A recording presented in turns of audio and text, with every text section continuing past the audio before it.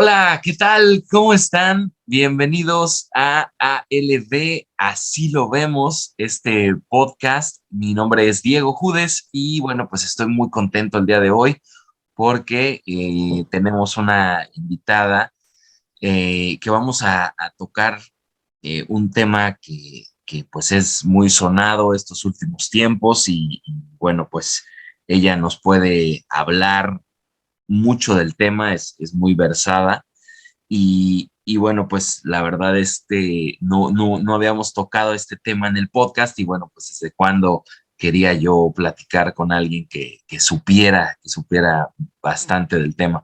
Así que bueno, pues sin más preámbulo, le doy la bienvenida a Sara Snap. Sara es cofundadora del Instituto RIA. Y bueno, ahorita nos va a platicar lo que es y demás. Vamos a abordar el tema. ¿Cómo estás, Sara? Muchas gracias por estar Hola con Diego, nosotros. muy bien, muy feliz de estar aquí. Muchas gracias por la invitación y pues sí, contenta de hablar de temas que me apasionan. Eso es todo, muchas gracias, excelente. Oye, pues, primeramente, Sara, tú eres cofundadora del Instituto RIA, pero digamos que eres una activista en el tema del cannabis, ¿no es cierto? De la marihuana. Sí, bueno, nosotros y yo trabajo en temas de políticas de drogas, entonces no me restringo a solamente cannabis, sino que trabajamos sobre todas las plantas y sustancias psicoactivas, contemplando cuáles serían las políticas públicas más adecuadas para cada sustancia. Ok, Entonces, pues obviamente en los últimos 5 años, bueno, llevo más de 10 años en el tema, pero en los últimos 5 años hemos visto un gran cambio en toda la parte alrededor o relacionado con la cannabis, pero nosotros sí hacemos pues propuestas y investigación sobre también las otras plantas psicoactivas que cultivamos aquí en México y también en otros países como en Colombia. ok, wow. ¿Y cómo Entonces, es viene? más amplio. Sí, sí, claro. ¿Cómo empieza todo esto? O sea, quisiera platicar contigo un poco de tu background personal, ¿no? O sea, esa parte de la exploración precisamente de las plantas psicotrópicas y todo eso. ¿Cómo empieza contigo esa parte? O sea, ¿qué probaste primero? ¿Cómo fue tu curiosidad acerca del tema? Pues probablemente la primera cosa que probé fue el azúcar y seguro me dio un rush fuertísimo. Ok. Lo veo con mi hijo de 4 años, que como le encantan, y después fuimos a una boda el fin de semana pasado y fue su primera boda donde puede recordar seguramente, y él pasó toda la boda feliz con dulces. Entonces veíamos a todos nosotros tomando alcohol, pero él feliz con sus dulces. Y después de Ok. eso, eh, pues probé el alcohol. Tengo unas fotos de cuando yo y unas amigas nos fuimos por la fiesta y agarramos todas las botellas de cerveza y que todavía tenía un poquito de cerveza, ¿no? Lo que habías dejado porque ya no estaba Claro. fría la cerveza.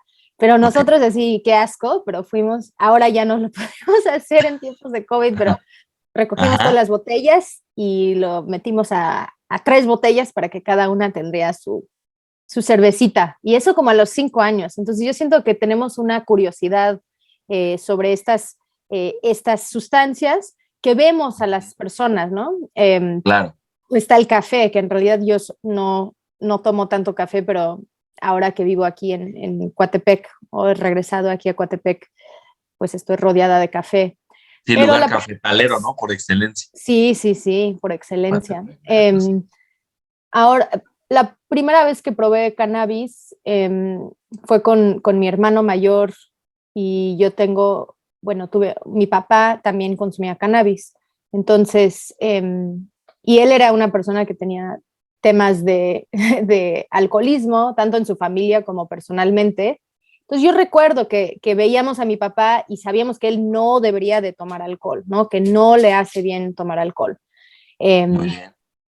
pero que él cuando tenía como 11 años nos dijo, yo voy a estábamos en la playa, en Tulum. Yo voy a la playa y voy a consumir cannabis. Si queremos tener una conversación sobre esto, en la mañana podemos tener una conversación o si tienen preguntas o cosas así. Entonces él mismo tuvo, yo creo que fue certero en salir del closet psicoactivo con sus hijos y decir, yo voy a hacer esto, no me hace daño, me hace bien, me ayuda a relajar, ¿no? Estamos de vacaciones. Ok. Y la primera vez que yo lo probé, pues mi hermano mayor y mi hermanastro le habían tomado un poquito del de mi papá y ahí lo Ok. probamos. Eh, Ok. pues no me afectó tanto, ¿no? La primera vez no sabes cuál es la sensación que va a tener en tu cuerpo, Ok. no puedes tal vez identificar cuáles son, ¿no? Las cosas que sientes. Y esto Ujú. sucede mucho con gente que conozco que ya grande, ¿no? Que lo prueban Claro. y esperan que fuera como una borrachera donde te pega bien duro. Y en realidad, y más si has estado tomando, ¿no? La primera vez que pruebas cannabis y has estado ya tomando alcohol, Sí. tal vez no sientes tanto. Entonces yo creo que más bien tu sistema endocannabinoide va como abriendo sus receptores para que cuando consumas están dispuestas, abiertos esos receptores para Claro. poder tener una reacción, ojalá positiva, ¿no? Sí. Pero yo siempre después de eso, en la adolescencia, no consumía alcohol porque no me gustaba, porque tenía este vínculo con que te puede llevar a tomar riesgos en manejar o en otras actividades, porque Claro. veía gente, yo trabajé en un bar muchos años, veía gente sí perder el control con el alcohol.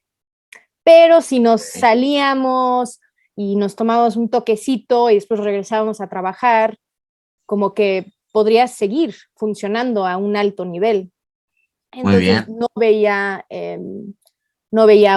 como algo vinculado a riesgos en mi consumo de cannabis, pero siempre he estado pues rodeada y aquí en Veracruz también tenemos una historia muy cercana, o más bien en esta zona, ¿no? De Coatepec, con los hongos de psilocibina también, y hay varias personas que llegaron a esta zona justo por la biodiversidad de flora y fauna para ser psiconautas, ¿no? Para buscar entender las sustancias o plantas dentro de su cuerpo. Ok. Wow.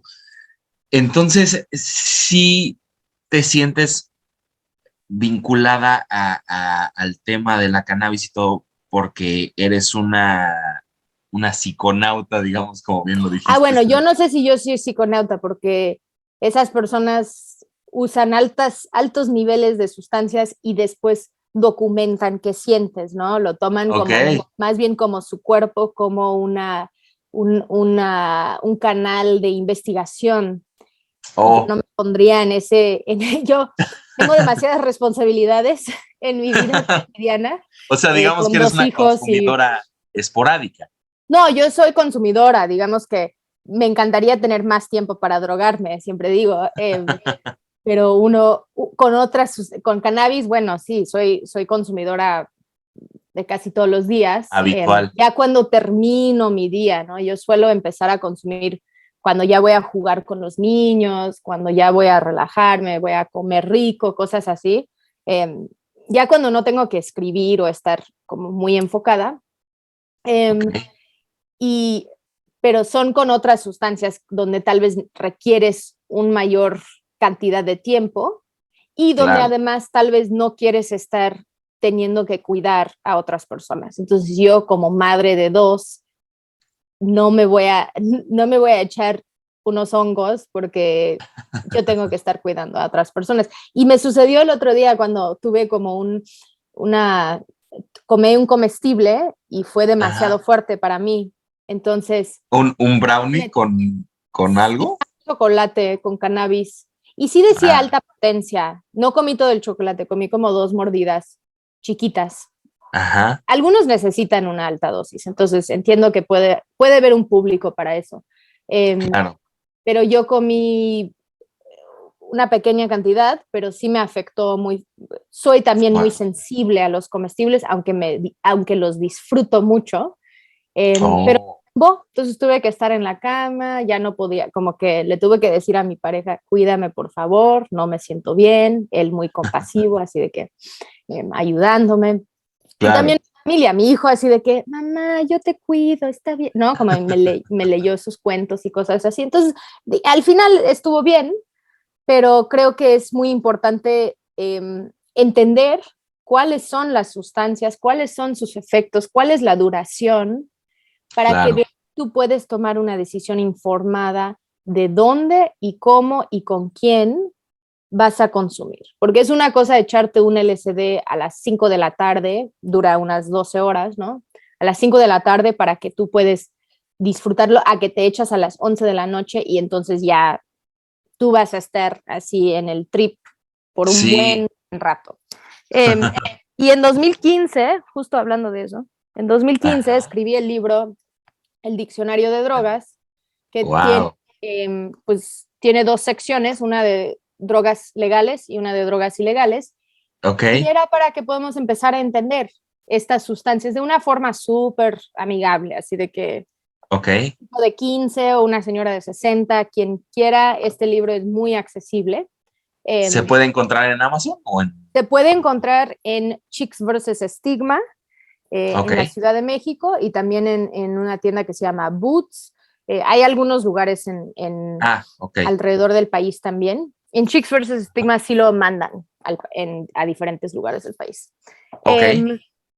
Pero era para entender las sustancias y las plantas y de ahí poder pensar cuáles son las políticas públicas que deberíamos estar proponiendo. No porque tal vez vas a consumirlas. Yo creo que deberíamos conocer las sustancias aunque no las consumas, Claro. eh, para poder saber, ¿no? Porque había gente que me preguntaban, oye, pero en México cultivamos, hacemos cocaína, y es como, no, en México en realidad no cultivamos hoja de coca, eso es algo de la región andina, eh, Claro. y no, pero somos un país Se donde procesa. 95% de la cocaína que se encuentra en Estados Unidos pasa por México. Entonces, Exacto. y proviene de Colombia. Entonces, sí somos un país que tiene una relación, pero es diferente que, por ejemplo, cannabis o amapola, que amapola es la planta que Ajá. se deriva la heroína, la codeína. Entonces, son estas cosas donde es importante que podamos entender cuáles son, ¿no? Sí, Nuestra la relación. Y gama. aquí, por ejemplo, está el peyote, Ok. que tiene mezcalina, que obviamente tenemos una tradición de los pueblos originarios alrededor de ese cactus. Entonces, Sí. sí, yo creo que tú dices, como que siempre en mi familia entendía todo esto, pero también en la adolescencia vi muchas personas criminalizadas por su consumo. Entonces tuve muchos Sí. amigos que se fueron a la cárcel así de que vas a la cárcel 3 meses o algo así, pero eso te cambia la vida y ya no regresas la misma persona. Igual, claro. Y entonces, y eso te genera estar en un ciclo en el sistema judicial donde es bien complicado salir. Entonces ya la próxima vez 10 meses en la cárcel. La próxima, no, porque te encuentran con una pequeña cantidad de una sustancia o cualquier cosa que entonces ya tienes antecedentes penales. Sí. Entonces yo veía eso porque la adolescencia estuve en Colorado y Ok. venía a Jalapa, ¿no? Y después, a partir de 2006, vi la militarización de la seguridad pública en México. Entonces era Ok. retenes afuera de la casa donde yo crecí, ¿no? O ver que el ejército en la calle, porque aquí en Ajá. Veracruz se militarizó súper rápido, así de que Ok. entonces, viendo estas políticas, veía que no funciona ni para bajar el consumo, ni para bajar el cultivo, y lo que vi eran violaciones a los derechos humanos o en el sistema judicial o aquí en México a través de la militarización, que también se utiliza, ¿no? Un enfoque Sí. punitivo. Entonces, de ahí donde yo dije, esto no está funcionando. Yo siempre trabajaba en ONGs, en organizaciones, primero con derechos reproductivos y sexuales, en temas de vivienda. Como sentí esa injusticia Claro. estructural que se ha creado y también entiendo Sistemática. el privilegio que yo cargo en mi vida personal de ser una mujer güera, ¿no? De clase media. Eh, Sí. la, la policía no me está revisando para ver si yo tengo drogas, ¿no? claro. Entonces, sentí, ya que empecé en el tema de política de drogas, también sentí una necesidad de salir del closet psicoactivo y ser abierta sobre mi propio consumo, de que es un Ok, privilegio poder hablar de tu consumo, pero también es una necesidad para que otras personas pueden salir del closet y para que podemos empezar a normalizar que hay muchos, que somos un montón de gente que consumimos sustancias y que lo hacemos de una forma muy funcional, que no crea problemas en nuestra vida personal o profesional, eh, y que y que se llama el consumo responsable, ¿no? Y que es justo ajá, de que tal vez en unos años voy a poder ir a más festivales de nuevo y todo eso, pero depende de dónde estás en tu momento de vida, ¿no? Pero sí me claro. considero una persona que usa drogas, sin duda. Ok, ok. Y en este probar Y y tú también, porque experimentar. probablemente consumes Sí, sí, sí. cafeína, alcohol, ¿no? También es eso de ampliar nuestra definición. Exacto, sí, sí, definitivamente. Sí, yo, por ejemplo, ahí brevemente mi experiencia, yo probé alcohol, he probado la marihuana también, la cannabis, y siempre, y sí me ha gustado la cannabis, aunque yo soy bastante sensible también, me pega muy fuerte, Ujú, y eso hace que ay, le tenga mucho respeto, ¿ya sabes? sí, O sea, sí, como y que eso es muy necesito importante. Sí. dosis así muy controladas, saber muy bien la estirpe, ¿no? De la planta, Ujú. ¿no? Que eso es bastante interesante y ahorita pues, tocaremos un poquito del tema. Pero sí, sí, definitivamente uno siente curiosidad y es agradable de pronto explorar, ¿no? Ujú, sí. Ahora, ¿cómo es que llegaste? Ah, bueno, te iba a decir, seguro has leído un poco de Carlos Castaneda. Ujú, tengo mi papá me los heredó.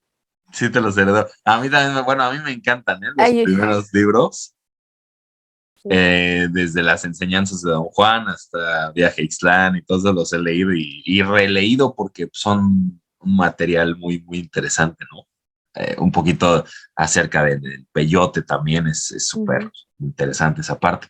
Oye, entonces te lleva esta experiencia a un momento de la vida en donde creas el Instituto RIA como cofundadora. ¿Qué es Sí. el Instituto RIA para la gente que no sabe? Sí, pues somos una asociación civil sin fines de lucro que lo cofundé con un colega que se llama Jorge Herrera Valderrábano. Él y yo ya habíamos trabajado juntos desde hace más de 7 años, primero en una organización de derechos humanos que se llama la Comisión Mexicana de Defensa y Promoción de los Derechos Humanos, donde justo me habían integrado el equipo para crear esta interseccionalidad con el tema de política de drogas.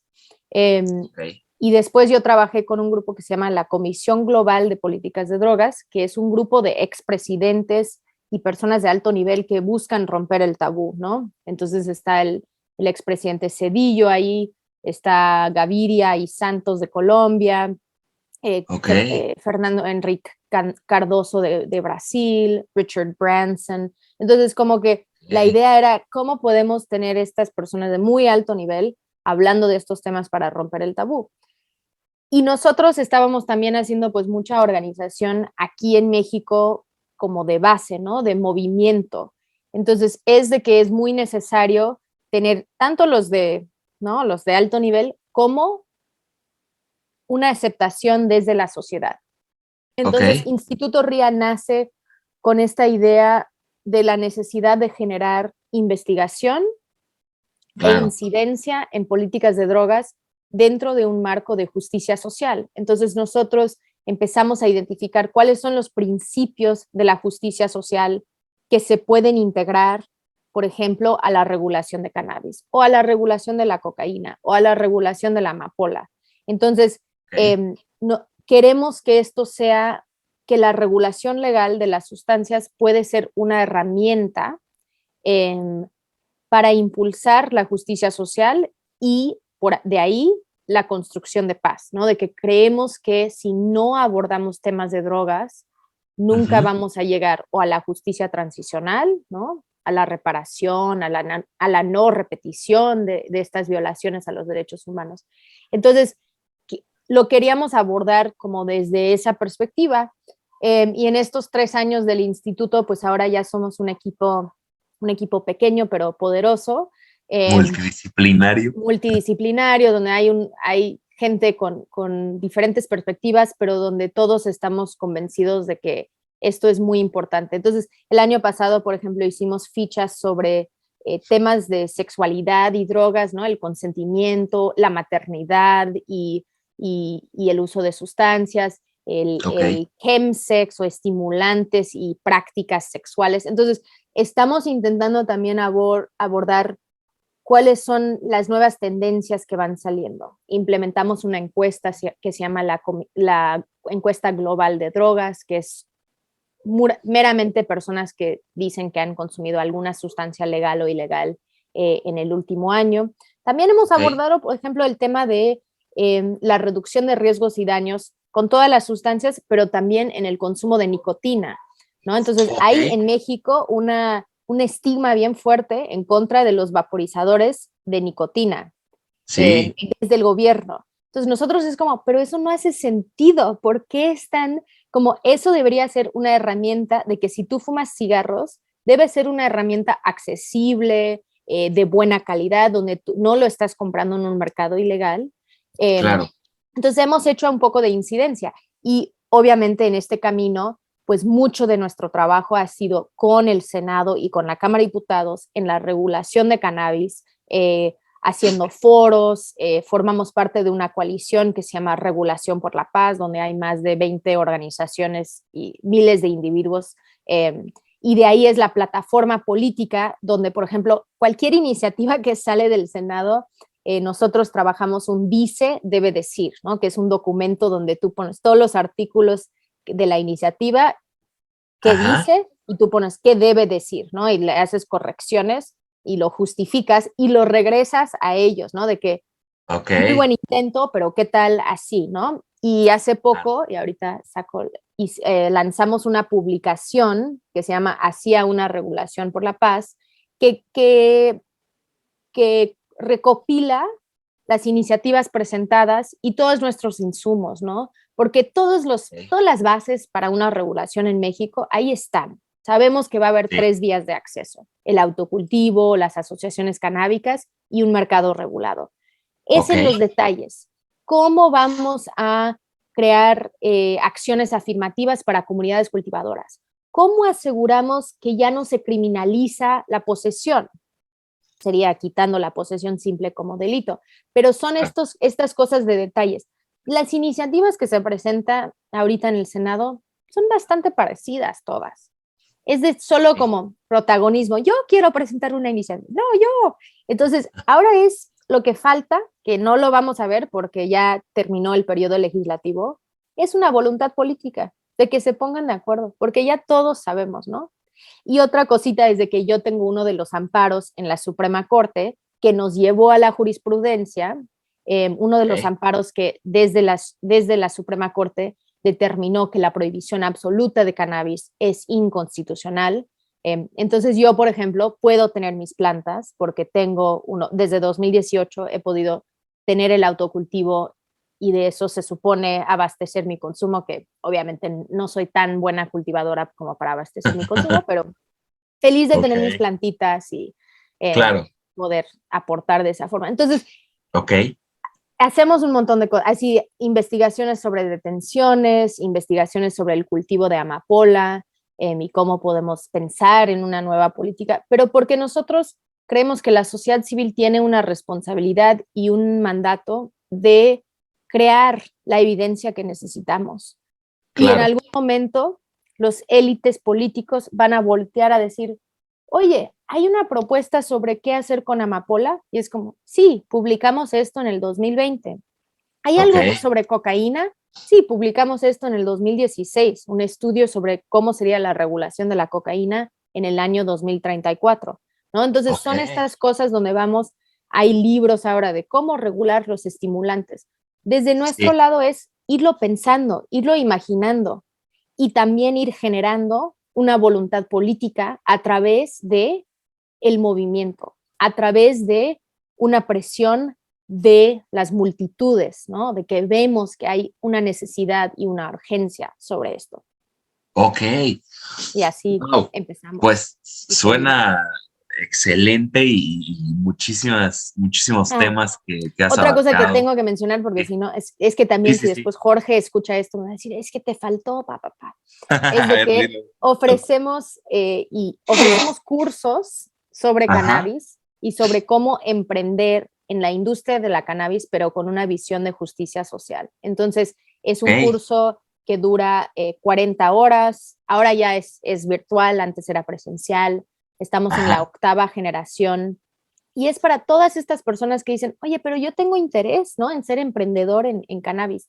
Bueno, pero te vamos a dar una base de conocimiento sobre la planta, la taxonomía, la botánica, las regulaciones alrededor del mundo, las convenciones internacionales, cómo es emprender en otras jurisdicciones, cuáles han sido los obstáculos, cómo es crear un plan de negocio, cómo es pensar en incorporar una visión de justicia social, a quién contratas para formar parte, ¿no? Como esas cosas.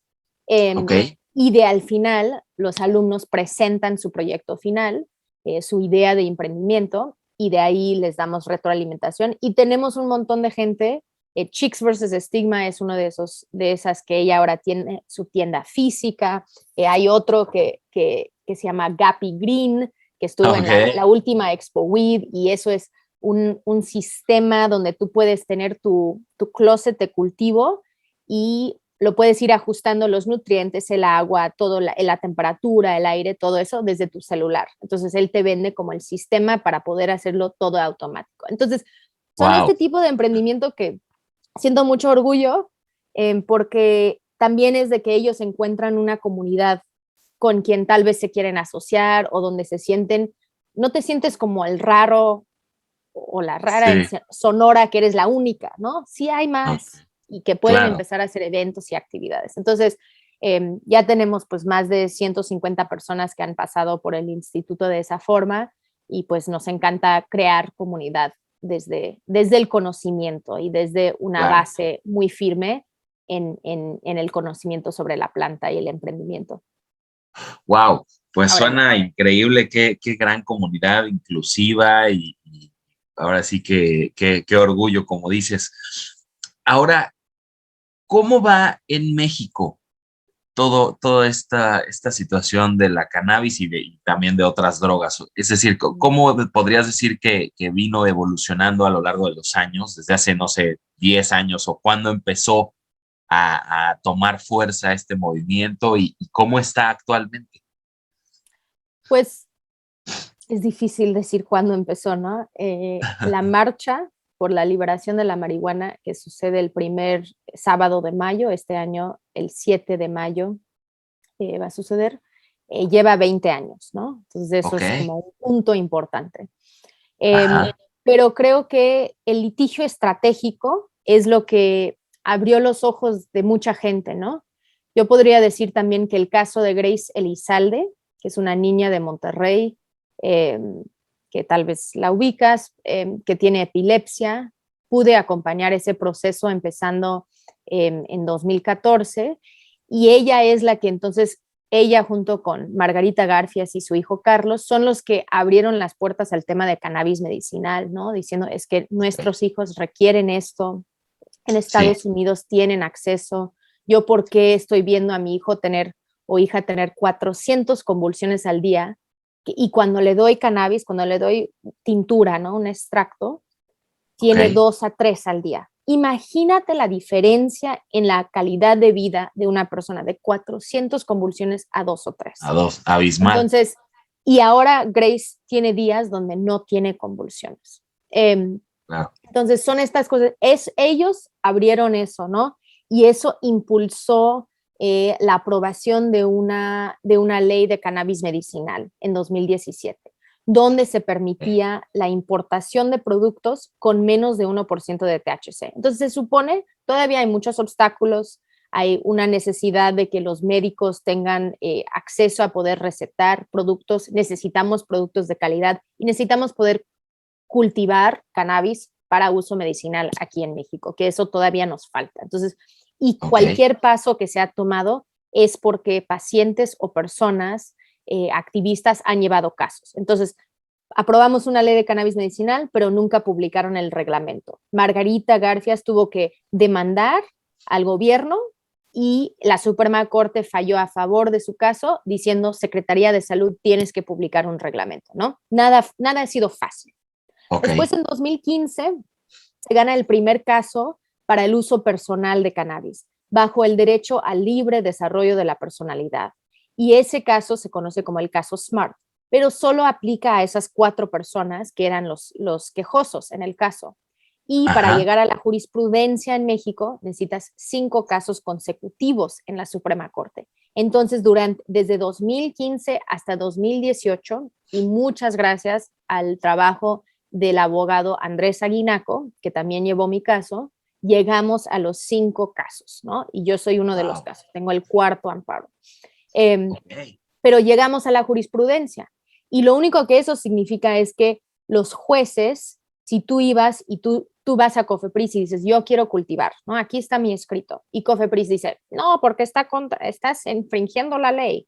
Tú vas con un juez y ellos te dan tu amparo.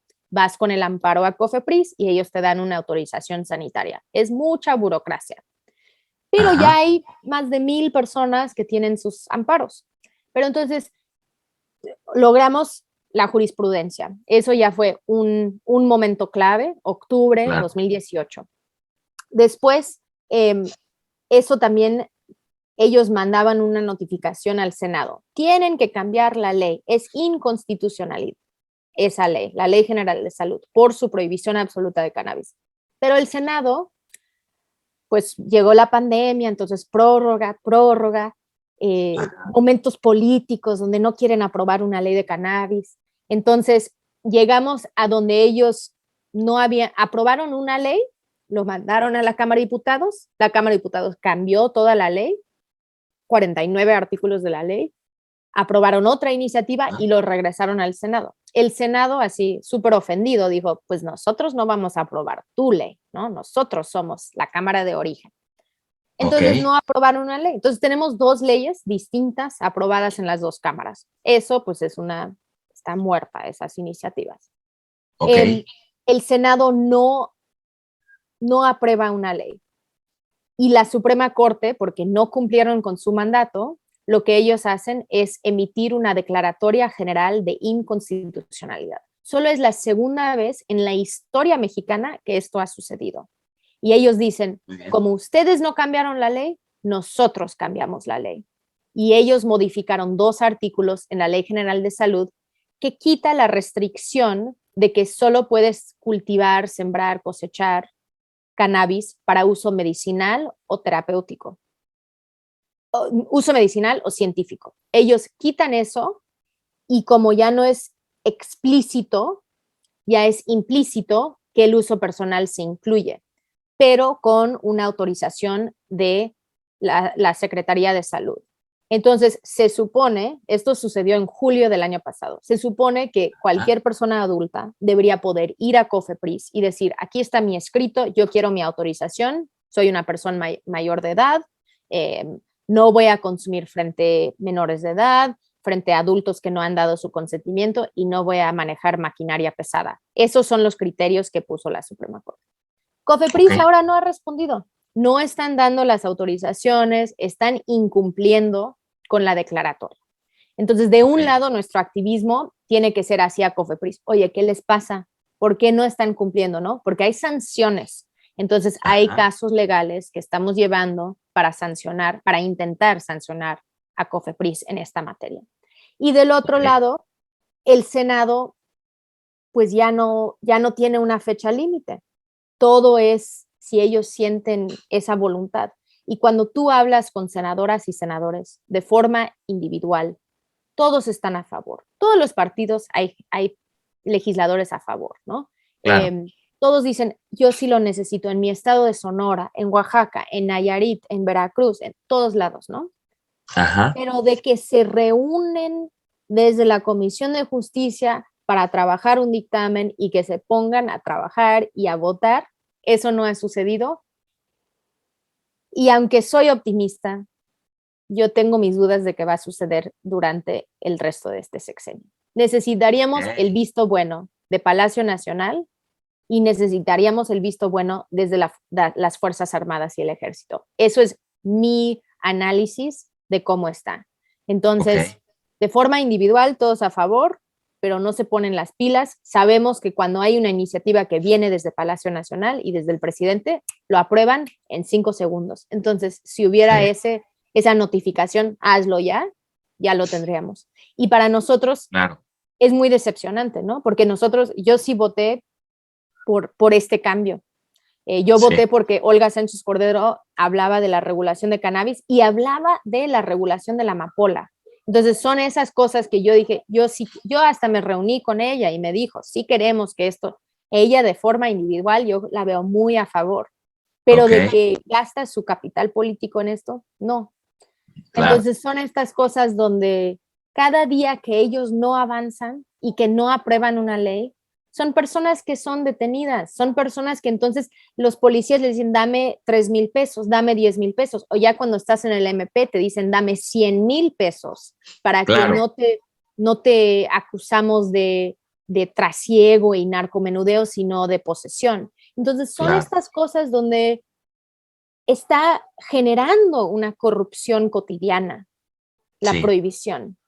Y de otro lado, son comunidades cultivadoras que están teniendo sus cultivos erradicados. Y yo conozco gente en Sinaloa, en Hidalgo, que han tenido recientemente sus cultivos erradicados y que están haciendo estudios sobre cepas, ¿me entiendes? Esto es años de trabajo, más de investigación que de, entre comillas, narcotráfico, porque yo no hablo de narco, yo no hablo, porque eso no existe un cártel, ¿no? Como todo es muy diverso, es muy difícil decir que todo es lo mismo, ¿no? Pero hay comunidades que están participando en el mercado ilegal que quieren transitar a un mercado legal. Y mientras no avanzamos en eso, no tienen esa oportunidad. Y entonces se ven criminalizados, se ven desplazados, se tienen que ir a lugares más lejanos, no pueden quedarse en su lugar de origen, etcétera, etcétera. Y además, eso es como los daños que hace la prohibición y que se siguen perpetuando cada día que no hay una regulación y una implementación de esa regulación. Claro. Y de otro lado, mientras el gobierno se hace güey, la comunidad canábica va creciendo todos los días, las actividades canábicas cada día son más, ¿no? Este mes de abril hubo un montón de cosas alrededor del país, va a haber marchas hasta 7 de mayo, entonces son estas cosas donde ellos tal vez quieren así tapar el sol con el dedo, pero mientras ese sol es una hoja de cannabis que va creciendo cada mes más grande y donde hay más gente que dicen, es que pues yo voy a hacer mi marca y voy a vender mis productos, me da igual, ¿no?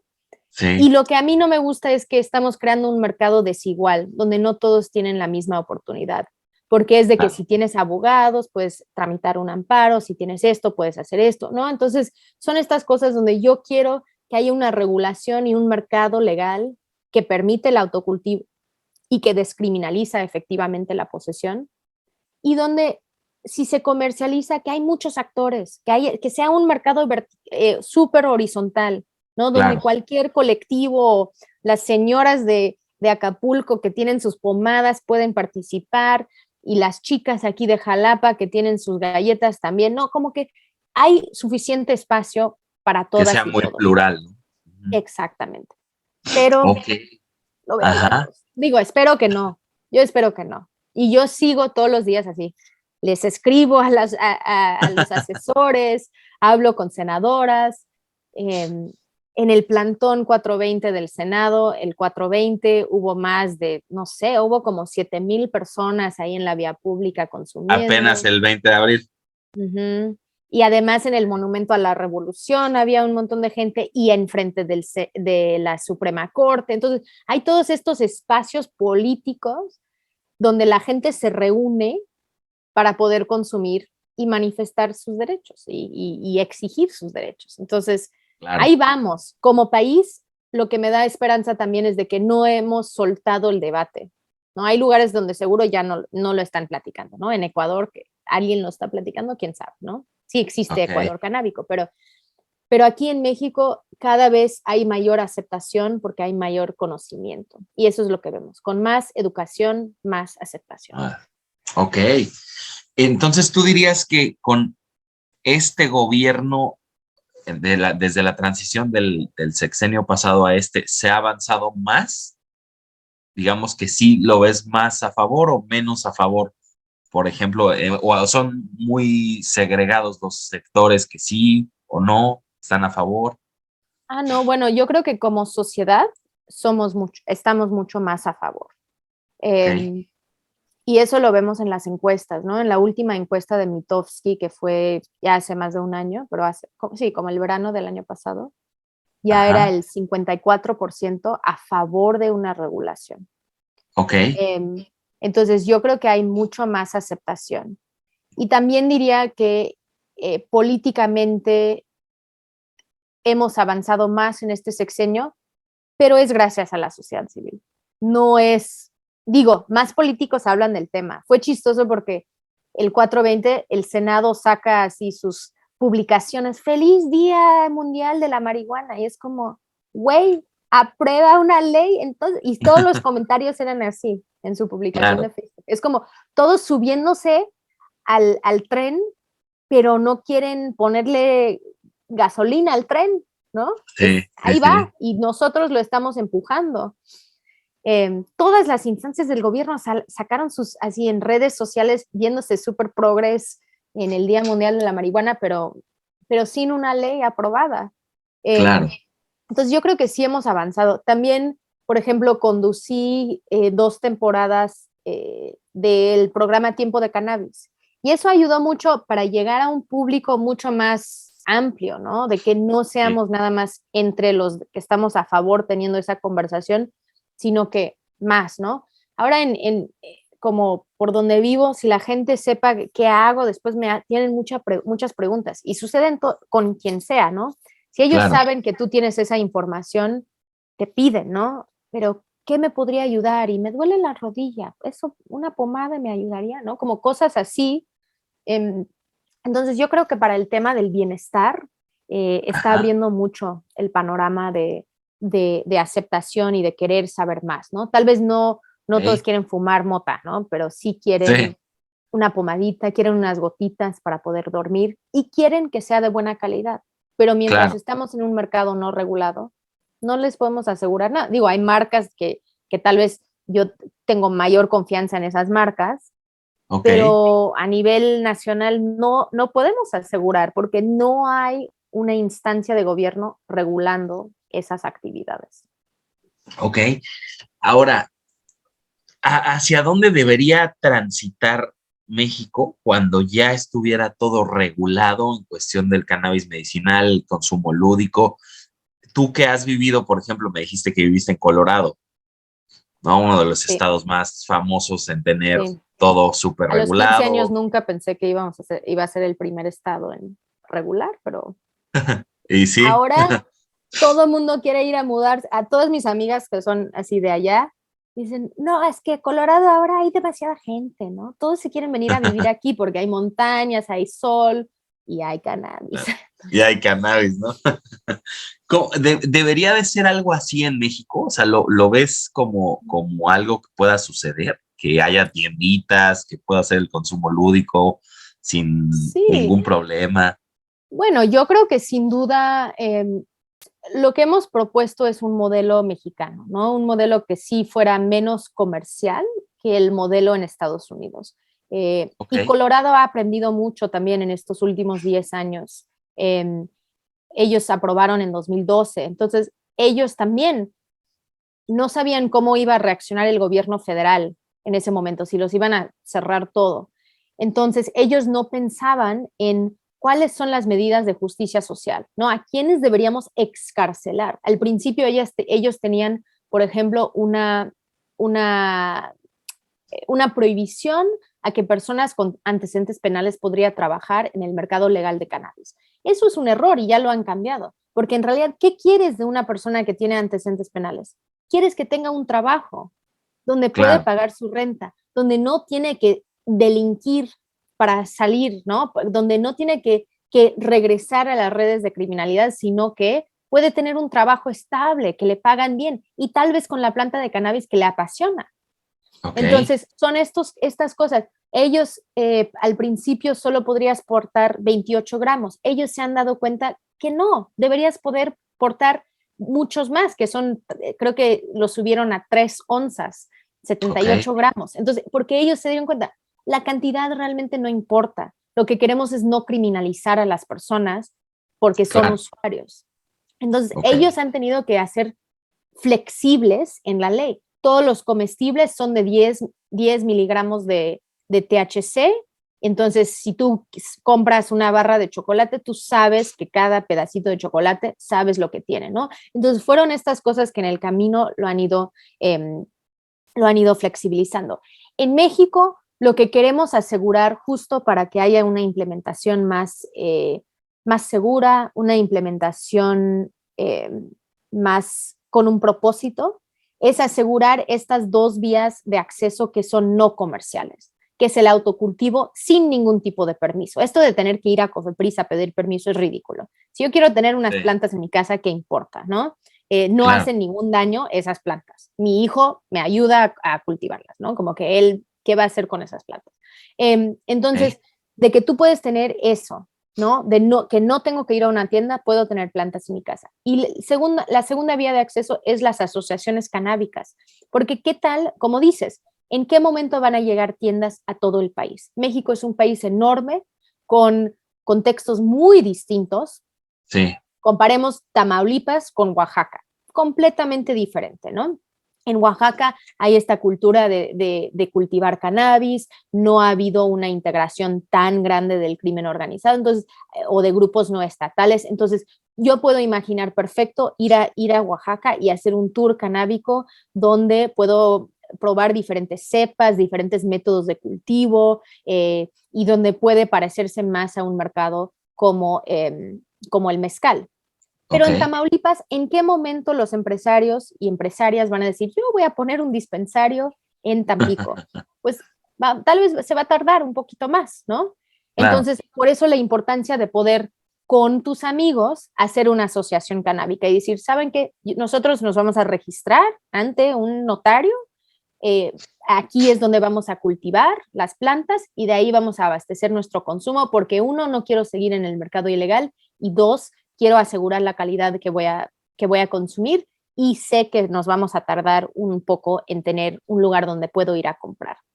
Y además porque no todo el mundo es un buen cultivador o cultivadora y tú puedes ir aprendiendo técnicas en el grupo. Normalmente en una asociación tienes una persona que se dedica al cultivo y todos pagamos como una mensualidad para poder pagar el sueldo de esa persona y los gastos, ¿no?, de la asociación.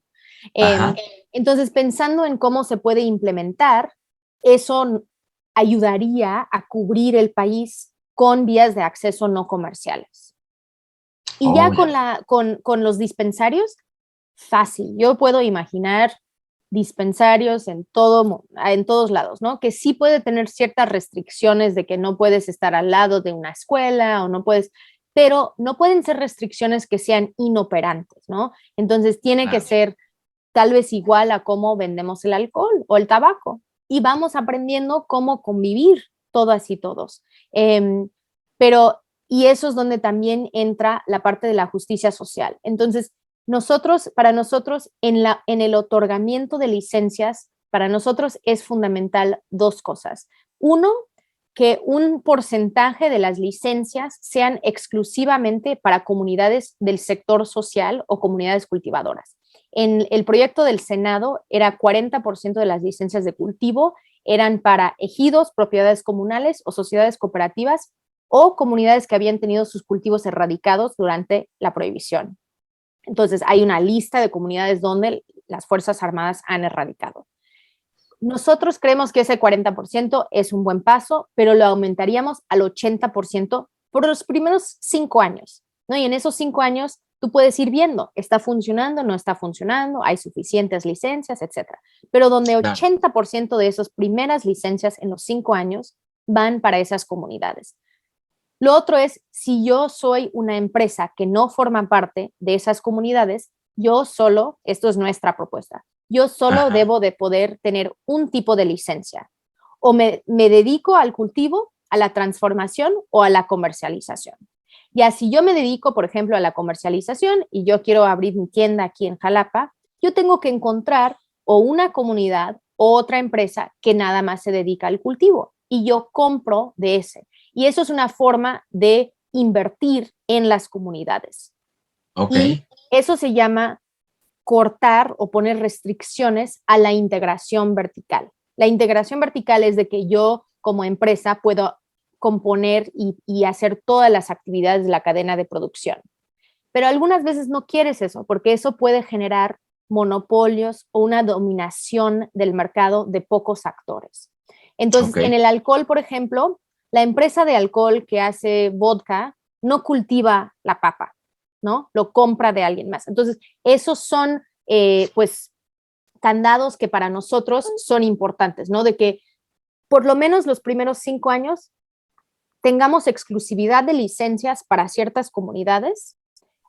No significa que nadie pueda participar, ¿no? Todavía podría aplicar para una licencia de cultivo.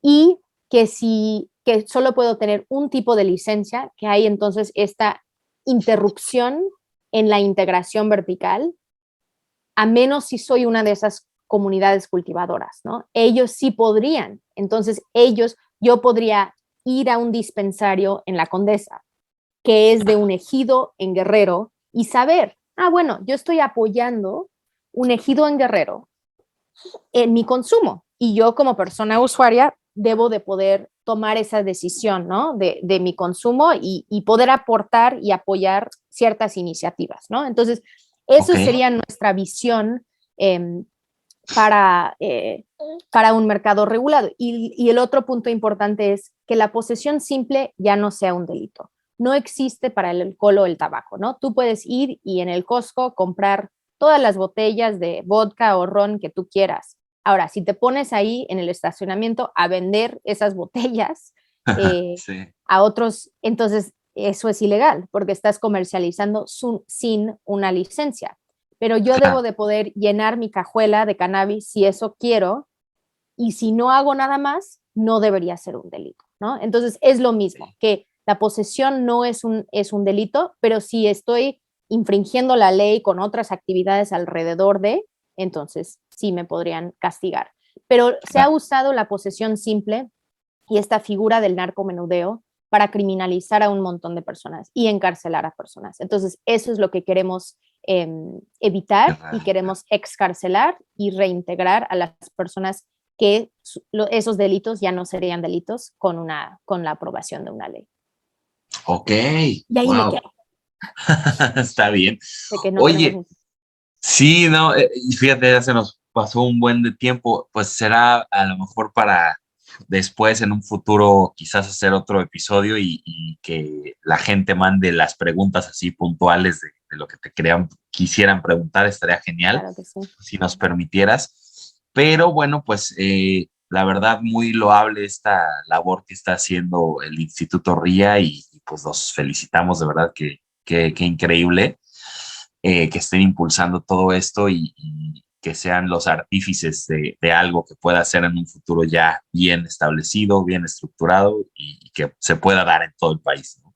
Muchas Algo gracias. más que quisieras agregar, Sara, bueno, y mencionarnos tus redes sociales, dónde te pueden encontrar o dónde se puede encontrar el instituto, algo de los cursos que quisieras mencionar. O... Sí, yo creo que sería eso. Esto es un gran momento para sumarte al movimiento. Nos pueden seguir en redes.